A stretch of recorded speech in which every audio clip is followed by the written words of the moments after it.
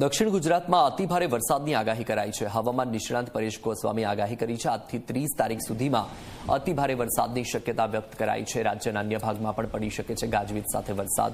બંગાળની ખાડીમાં સિસ્ટમ સક્રિય થતા વરસાદ પડશે। 27 અને 28 તારીખે વધુ વરસાદ પડવાની શક્યતા।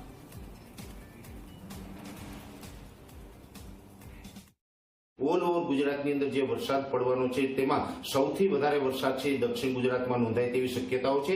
દક્ષિણ ગુજરાતમાં પણ ખાસ કરીને ભરૂચ, અંકલેશ્વર, રાજપીપળા, સુરત, વલસાડ અને નવસારી જેવા વિસ્તારો છે જેમાં 4 થી લઈને 6 ઇંચ વરસાદ અને 1-2 સેન્ટરની અંદર 6 ઇંચ કરતાં પણ વધારે વરસાદ પડે એટલે દક્ષિણ ગુજરાતમાં ભારેથી અતિભારે વરસાદની શક્યતાઓ છે। દક્ષિણ ગુજરાતના બીજા જિલ્લાઓની અંદર પણ મધ્યમથી ભારે વરસાદો જોવા મળી શકે છે।